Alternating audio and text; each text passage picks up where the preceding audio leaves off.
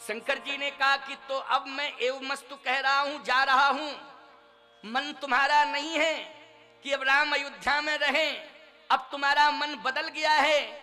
मौन स्वीकृति से मैं समझ रहा हूं कि तुम्हारी इच्छा है कि राम बन जाएं।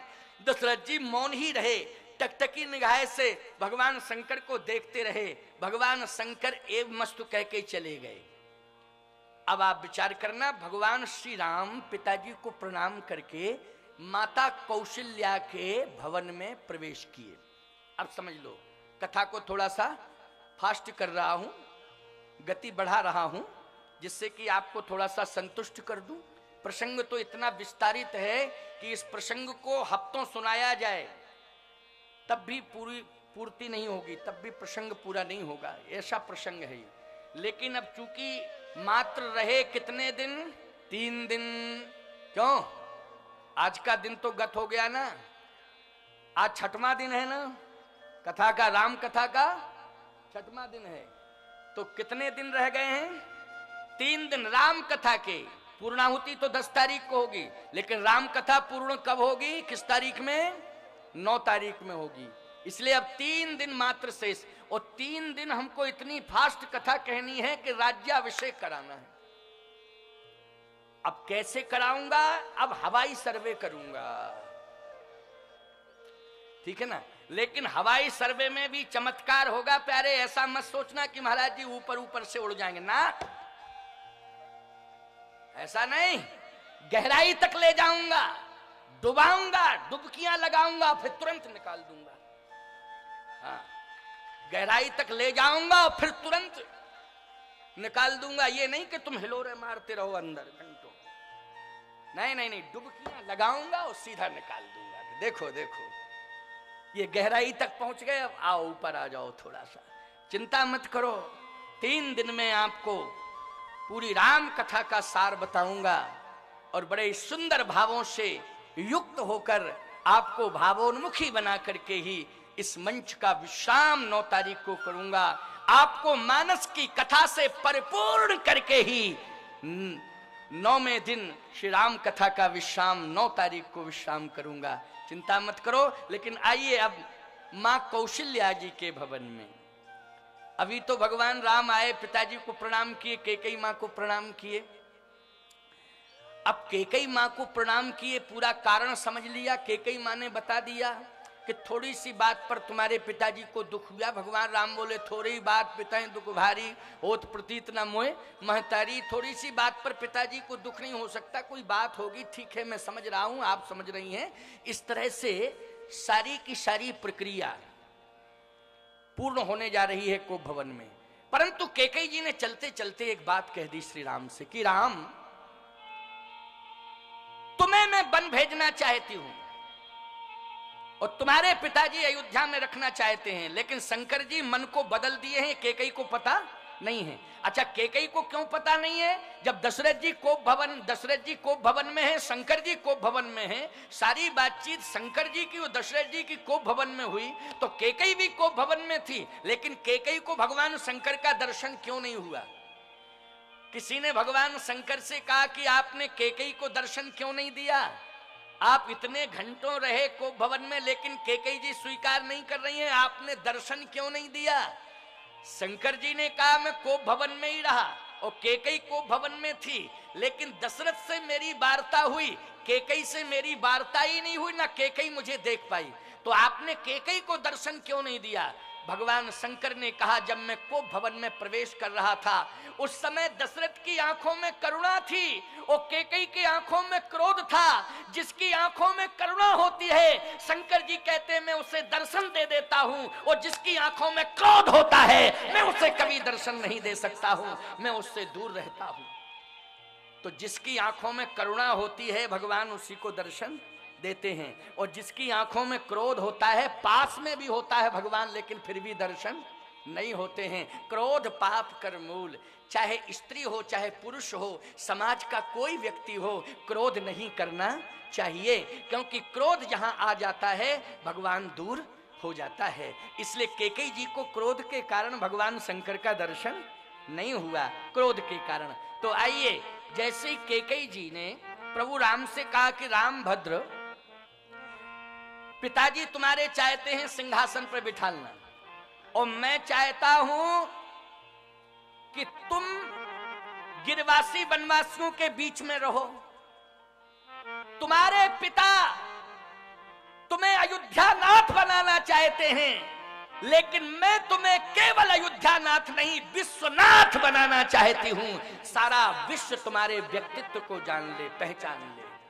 और जब तुम राम गिरवासी वनवासियों के बीच में जाओगे, कोल किरात भील वनवासियों के बीच में जाओगे, सबरी और गीध का उद्धार करोगे, ईमानदारी से बताओ तो विश्वनाथ बन जाओगे कि नहीं? और राम जी विश्व रूप रघुवंश मणि, क्या बन गए भगवान राम? विश्व रूप बन गए। सारा विश्व जान गया भगवान को। तो कैकेयी ने कहा मेरी इच्छा है कि तुम विश्व रूप हो जाओ, सारा विश्व तुम्हें देख ले। अच्छा बोलो, कैकेयी की विचारधारा में संकीर्णता है कि उदारता है? बोलो भाई, है उदारता कि नहीं कि राम जी विश्व रूप बन जाएं? एक होता है जीवन में विकास और एक होता है जीवन में प्रकाश। अब ये भी 2 सेकंड की व्याख्या है विकास की और प्रकाश की। हाँ, विकास और प्रकाश की 2 सेकंड की व्याख्या है। हमारी तरफ देखना और हमारी बात को सुनना और सुन करके अपना कल्याण करना, मन को एकाग्र करना। ये तो एक महाकुंभ है, लोगों का दर्शन के लिए आना जाना, ये तो सब लगा ही रहेगा। कोई किसी समय पर आएगा तो कोई किसी समय पर आएगा, कोई किसी समय पर आएगा। इसलिए आने और जाने का एक क्रम है, और उस क्रम को आप सब जो है बड़े प्रेम से श्रवण करेंगे और सुनेंगे, और बड़ी ही सुंदर विधा और व्यवस्था के साथ मैं अपनी बात रख रहा हूं। जरा मन को एकाग्र करना थोड़ा सा। हाँ, चर्चा अच्छा कहाँ चल रही थी जरा तुम ही बताओ। बहुत बढ़िया। देखो, मैं भूला उला कुछ नहीं था, मैं तुम्हारी परीक्षा कर रहा था कि सुन भी रहे हो कि खाली ऐसे ही बैठे हो। लेकिन नहीं, तुमने तुरंत कहा महाराज विकास और प्रकाश पर कितने सजग श्रोता हैं, कितने बढ़िया श्रोता हैं कि उन्होंने तत्काल कह दिया विकास और प्रकाश पर चर्चा हो रही थी। कैकेयी जी ने कहा एक होता है राम भद्रजू विकास और एक होता है प्रकाश। जो लोग विकास करते हैं उनको पड़ोसी ही नहीं समझ पाता है, पहचान नहीं पाता है। क्यों भाई? कलकत्ता में लोग बड़ी बड़ी हवेलियों में रह रहे हैं, बड़े बड़े विकास कर लिए, उद्योग खोल लिए, लेकिन पड़ोसी नहीं जानता उन्हें। लेकिन याद रखना, एक प्रकाश होता है जो हवेलियों से लेकर के एक गरीब की झोपड़ी में जाकर के दीपक बन करके प्रकाशित कर देता है उस भवन को, उस घर को, उस झोपड़ी को। और प्रकाश, उसके व्यक्तित्व का प्रकाश पूरे विश्व को प्रकाशित कर देता है। ये होता है प्रकाश। याद रखना, विकास का संबंध सुविधा से है और प्रकाश का संबंध सिद्धांत से है। इसलिए जीवन में हम सुविधा भोगी ना बने, सिद्धांतवादी बने। क्या बने? सिद्धांतवादी। हमारे जीवन में सिद्धांत होना चाहिए। तो हे राम, हम तुम्हें सुविधा से नहीं जोड़ना चाहते हैं, ये कैकेयी तुम्हें सिद्धांत से जोड़ना चाहती है। भले ही मुझे अपयश मिल जाए, मैं अपयश सहने को तैयार हूं, लेकिन राम तुमको विश्व रूप बना दूंगी। तुम्हें केवल अयोध्यापति नहीं, अयोध्यानाथ नहीं, तुम्हें विश्वनाथ के रूप में लोग पहचाने। और आपको मालूम होना चाहिए, जो विश्वनाथ भोले बाबा हैं, बोलो वो महलों में रहते हैं कि खुले आसमान में रहते हैं? जल्दी बोलो, खुले आसमान में रहते हैं कि नहीं रहते हैं? और नाम क्या है? विश्वनाथ। विश्वनाथ मम नाथ पुरारी, त्रिभुवन महिमा विदित तुम्हारी। ये है विश्वनाथ का प्रभाव, ये विश्वनाथ की महिमा। तो आओ श्री राम, मैं तुम्हें विश्वनाथ बनाना चाहती हूं, विश्व रूप बनाना चाहती हूं। सारा विश्व तुम्हें पहचाने, सारा विश्व तुम्हें देखे और बोलो आज राम के बिना कोई रह सकता है? राम के बिना प्यारे कोई नहीं रह सकता है। उसे किसी ना किसी परिस्थिति में एक बार राम बोलना ही पड़ेगा। राम के बिना उसका काम चल ही नहीं सकता है। इसलिए जीवन में हम लोग राम से जुड़ें और राम आज पूरे विश्व से जुड़ने जा रहे हैं इस कथा के माध्यम से। बस कैकेयी माँ को प्रणाम किया भगवान राम ने, और जैसे प्रणाम किया कौशल्या माँ के भवन में पहुंच गए। अब देखो यहां विरोध की क्या स्थिति है, बस यहीं संतुलन बनेगा कि बिगड़ेगा ये देखना है, और कैसे हम संतुलन को बनावें। मातृशक्ति जरा विशेष रूप से ध्यान दे कि हम किस तरह से आपस में माताएं एक परिवार में रह करके संतुलन बनाएं, प्रतिकूलता में अनुकूलता बनाने की कोशिश करें। मातृशक्ति इस प्रसंग को ध्यान से सुनेगी, मातृशक्ति को सबसे ज्यादा प्रेरणा मिल रही है, प्रेरणादायी प्रसंग है ये। कौशल्या जी के चरणों में जैसे प्रभु श्री राम ने प्रणाम किया तो कौशल्या जी ने प्रणाम को स्वीकार किया और मस्तक पर हाथ रख दिया श्री राम के, और कहा बेटा एक काम करो। क्या? तात जाहु बल बेग नहाऊं, जो मन भाए मधुर कछु खाऊं। बेटा स्नान करो जाकर, और स्नान करके कुछ खा लेना, क्योंकि अभी अभी तुझे राजा बनना है, तेरा अभिषेक होना है। और रघुवंश की परंपरा में अभिषेक कई घंटे चलता है, ये परंपरा है, और तू बालक है, भूखा रह जाएगा, इसलिए पहले स्नान कर और कुछ मधुर, मधुर का मतलब दूध पान, समझ गए हो, या फल या दूध। मधुर का मतलब ये नहीं कि कलाकंद, ये नहीं होता है। मधुर का मतलब है दूध पान करना अथवा फल लेना। तो हम लोग किसी अनुष्ठान पर बैठे, इसके पहले परंपरा है दूध फल ले सकते हैं, दूध फल लेकर के बैठ सकते हैं।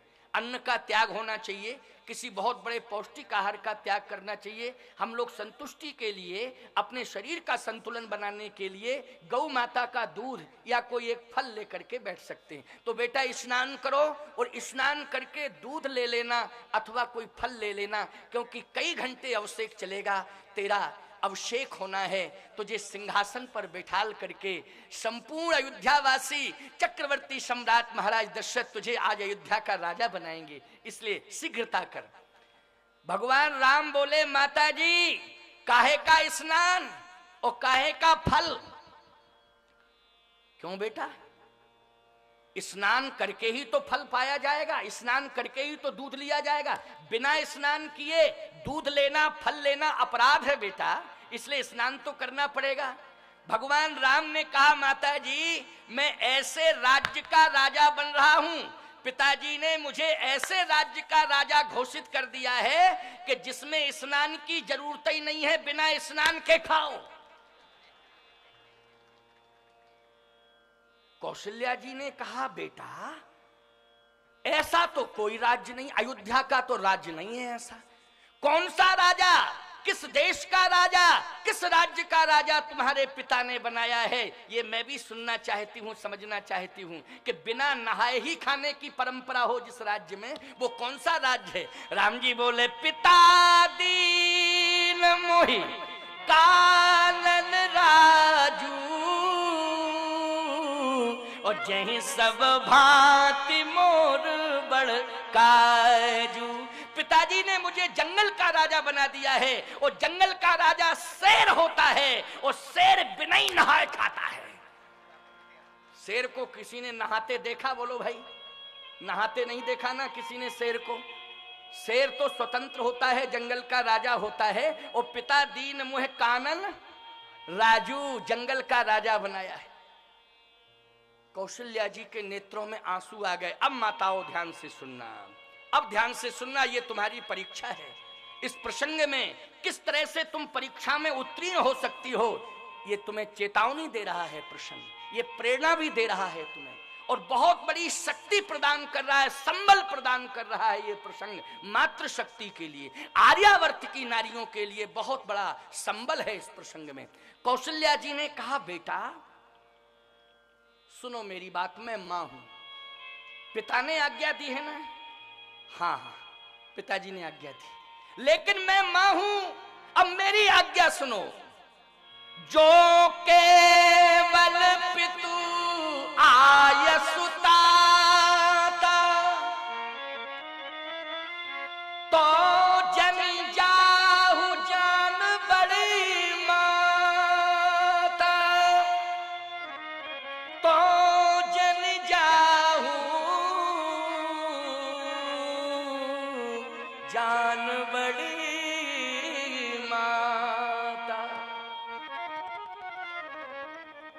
सबसे महत्वपूर्ण आज्ञा मां की होती है, मैं मां हूं तो जन जाओ मत जाओ। बोलो धर्म संकट आ गया राम के सामने कि नहीं आ गया? जल्दी बोलो। मत जाओ, मैं मां हूं, मैं कह रही हूं। अब यहां ऐसा लगता है कि महाराज श्री दशरथ और केकई दोनों के मध्य में मतभेद है, कौशल्या और केकई और दशरथ। क्यों भाई, मतभेद नजर आ रहा है कि नहीं आ रहा है? लेकिन बाहरे रामचरितमानस का संतुलन।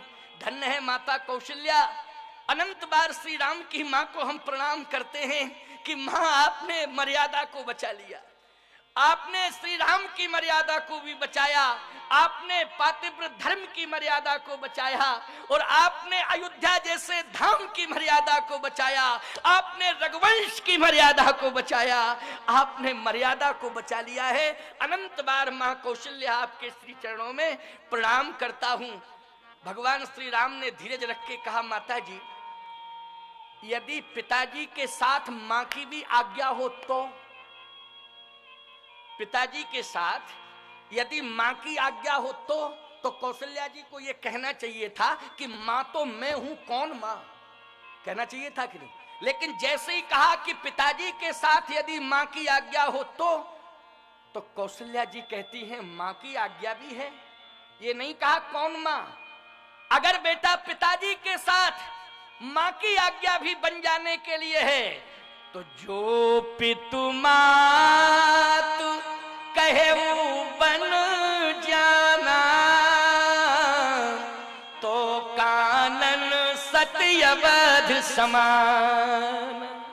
बेटा यदि पिताजी के साथ मां की आज्ञा भी बन जाने के लिए है तो आओ, मैं तुम्हारे मस्तक पे हाथ रख के आशीर्वाद दे रही हूं कि जो माता पिता की आज्ञा का पालन करते हैं, और तुमने माता पिता की आज्ञा का पालन किया है, तेरी मां केवल कौशल्या ही नहीं है, तेरी मां कैकेयी भी है, सुमित्रा भी है। अगर इनमें से किसी ने भी आज्ञा दे दी है तो कौशल्या की आज्ञा समझना उसे। जाओ, मेरा आशीर्वाद है कि जहां भी तू वन में रहेगा वह वन 100 अयोध्या के समान तुझे सुख प्रदान करेगा। ये मेरा आशीर्वाद है तेरे लिए। ईमानदारी से बताओ, यहां कौशल्या जी विरोध कर रही हैं कैकेयी का कि समर्थन कर रही हैं? बोलो, समर्थन कर रही हैं कि नहीं कर रही हैं? इससे सिद्ध हो रहा है कि राम वन गमन में कौशल्या कैकेयी में कोई मतभेद नहीं है, और जो भी हो रहा है राम जी का वन गमन वो प्रभु राम की इच्छा से हो रहा है, और राम की इच्छा में अपनी इच्छा को सभी ने मिला दिया है, महाराज श्री दशरथ और इधर मां कौशल्या। अब देखो भाई, एक बात आपको बताएं, महाराज श्री दशरथ की मृत्यु का कारण क्या है? 1-2 मिनट में सुन लीजिए, क्योंकि बस अब इस बात को कह के पूर्ण हो जाएगा कि दशरथ जी की मृत्यु क्यों हुई। अगर दशरथ जी ने मौन स्वीकृति दी है बन जाने की तो मृत्यु नहीं होनी चाहिए थी। अब इस कंडीशन में जैसे मां कौशल्या से आज्ञा मिली और भगवान राम बन जाने लगे तो महाराज श्री दशरथ मूर्छित हो गए। अंत में ये स्थिति आई कि प्राण गंवाने को तैयार हो गए, तो कौशल्या जी ने अपने हाथ में ले लिया और हाथों में उठा करके अपनी गोद में लिटाया और कहा, महाराज मैं एक बात नहीं समझना चाहती हूँ, मैं समझ नहीं पा रही हूँ इस बात को, और मैं आपसे जानना चाहती हूँ, आप मुझे संतुष्ट करें। आप राम जी के पिता हैं और मैं राम की माँ हूँ। ईमानदारी से बताओ, पुत्र के प्रति ममत्व पिता से ज्यादा माँ का होता है कि नहीं होता है? बोलो, होता है माँ का कि नहीं? लेकिन मैं 14 साल तक लौटने का इंतजार कर रही हूँ, लेकिन आप 14 दिन जिंदा नहीं रहना चाहते हैं राम के वियोग में। आखिर ये कारण क्या है? मैं समझ नहीं पा रही हूं। क्या राम के बन जाने से आपकी मृत्यु हो रही है? आपको राम ही दिखाई दे रहे हैं? दशरथ जी ने कहा, कौशल्या इस समय मुझे राम दिखाई नहीं दे रहा है, राम के बन जाने से मेरी मौत नहीं हो रही है। तो कैकेयी ने विवश कर दिया राम को बन जाने के लिए, इसलिए आपकी मौत हो रही? नहीं नहीं नहीं, कैकेयी ने मुझे विवश किया इसलिए भी मेरी मौत नहीं हो रही है। कौशल्या इस समय तेरी गोद में मैं लेटा हूं, तू मुझे दिखाई नहीं दे रही है, सरयू का तट मुझे दिखाई नहीं दे रहा है, अयोध्या मुझे दिखाई नहीं दे रही है, राम मुझे बन जाते हुए दिखाई नहीं दे रहे हैं। इस समय मुझे मृत्यु के समय श्रवण की लाश और अंधे अंधा का श्राप दिखाई दे रहा है, और मुझे दुनिया में कोई दिखाई नहीं दे रहा है, इसलिए श्रवण की लाश मेरे सामने रखी हुई है और अंधी अंधा मुझे श्राप दे रहे हैं कि दशरथ अब तुझे अयोध्या में रहने का अधिकार नहीं है, अब तू अयोध्या छोड़ करके जा। तो आज मैं श्रवण के माता पिता के श्राप के कारण प्राणों का परित्याग कर रहा हूं। तो बोलो इस रहस्य का उद्घाटन चौपाई में हो गया कि नहीं हो गया? अंत में तापस अंध श्राप सुधियाई और कौशल्य ही सब कथा सुनाई। तापस अंध श्राप सुधियाई और कौशल्य ही सब कथा सुनाई। बोलो पूरी कथा सुना दी दशरथ जी ने कि नहीं, कि इस कारण मैं मृत्यु को प्राप्त हो रहा हूं। तो आप लोगों को समझ में आई बात कि नहीं? स्पष्टीकरण हो गया कि नहीं हो गया कि अंधी अंधा के श्राप के कारण महाराज दशरथ की मृत्यु हो रही है और राम जी के प्रकाश को लेकर के कैकेयी जी ने राम जी के लिए वन मांगा है और कैकेयी का समर्थन जो पितुमात कहु बन जाना तो कानन सत अवध समाना। बोलो कौशल्या जी ने इस चौपाई से समर्थन किया कि नहीं किया? इसलिए कहने का तात्पर्य मेरा यह है कैकेयी जी का जो अंतरंग चरित्र है वो वास्तव में प्रशंसनीय है और बहिरंग जो चरित्र है वो निंदनीय है। इसलिए हम लोग बहिरंग चरित्र से हट करके अंतरंग चरित्र में जब प्रवेश करेंगे तो कैकेयी हमारे जीवन में निंदनीय नहीं वंदनीय सिद्ध होगी। इसलिए राम की मां हैं, उन्हें हम सब प्रणाम करते हैं और आज के प्रसंग को यहीं पर विश्रामित करते हैं। बोलिए श्री सीतानाथ भगवान की।